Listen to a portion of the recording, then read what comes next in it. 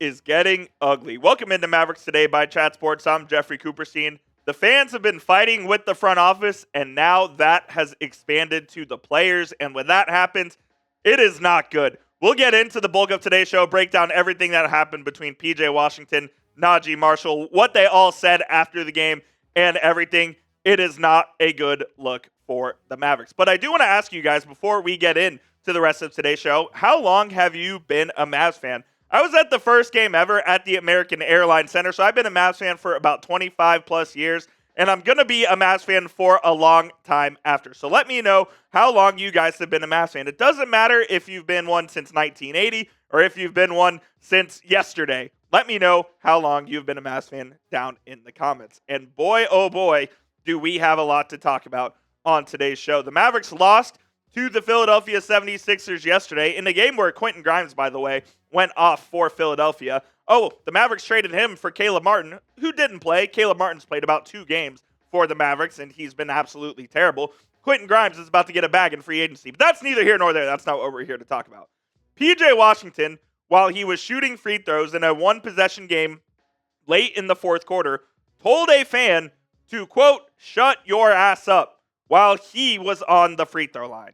It's getting really ugly. Let's get into it right now. Here's exactly what PJ Washington had to say after the game regarding the incident. He said, at the end of the day, the trade has happened. We understand that we have a new team now. All the fire Nico stuff, we're just sick and tired of hearing it. We want to go out there and play, and we need the fans to support us no matter who is on the court. And I do feel bad for PJ Washington. He's in an impossible spot. It is the player's job to move on from the trade and act in a professional manner and try their best to go out there and win games. But they also understand what the fans are going through. They knew how much Luka meant to this fan base, to this city, and everything in between. They know what the ramifications of the trade are and how the fans are feeling. But they have no choice to go out there and sort of take it. And I especially feel bad for PJ himself because he was traded from a really bad situation in Charlotte where it was ugly. The Charlotte Hornets are probably the worst run franchise in the NBA right now, and that includes the Dallas Mavericks. He went from a joke, that is the Charlotte Hornets, to getting traded to the Mavs, making it to the finals in that same season with the Luka Doncic and Kyrie pairing. PJ was an absolute baller in the postseason, specifically against the Oklahoma City Thunder, where he played his absolute best basketball of his career. And now, PJ, with the same franchise, is back in the basement again. So he's in a really tough spot.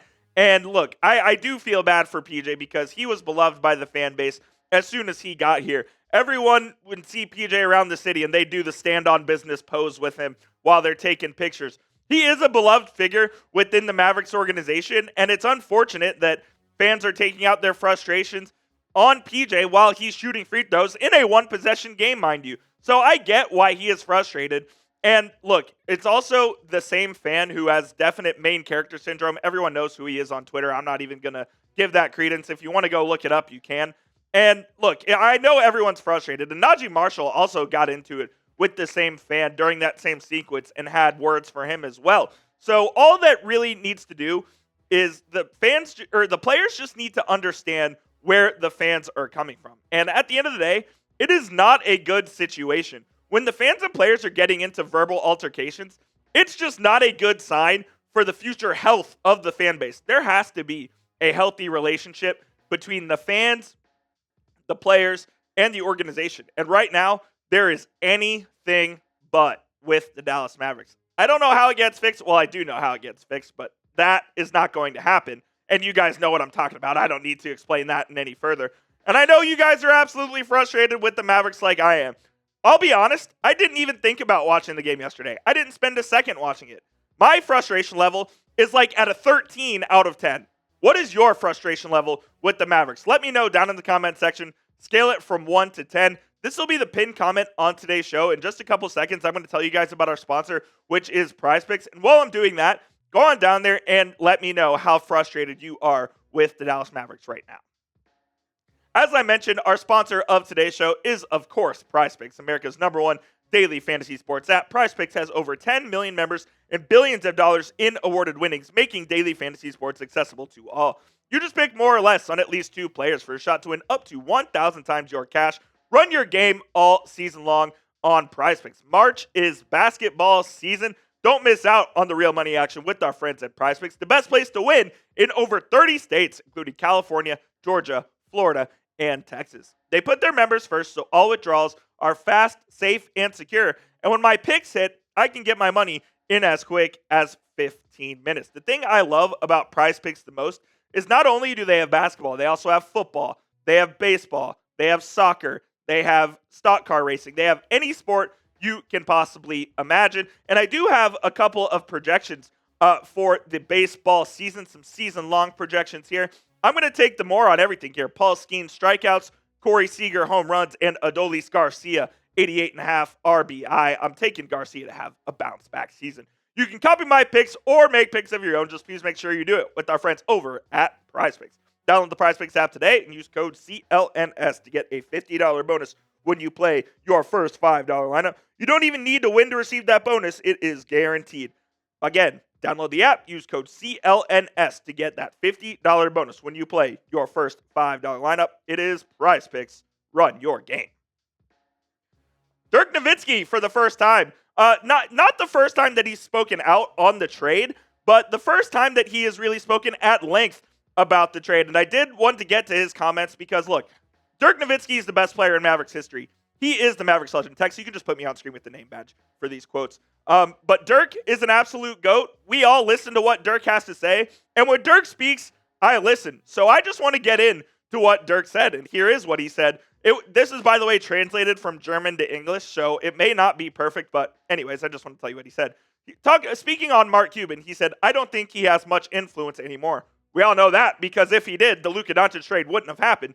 He sold the majority of the Mavericks over a year ago, more than 50%. I believe he owns 27%, so he sold 73% of his stake. Now he's just a minority owner. I think he still owns a little under 30, but I doubt he has any real decision-making power anymore. Right after the trade, he said that he had no idea it was happening, and I believe him. That's also crazy because Mark Cuban said that he was still going to retain control of basketball operations.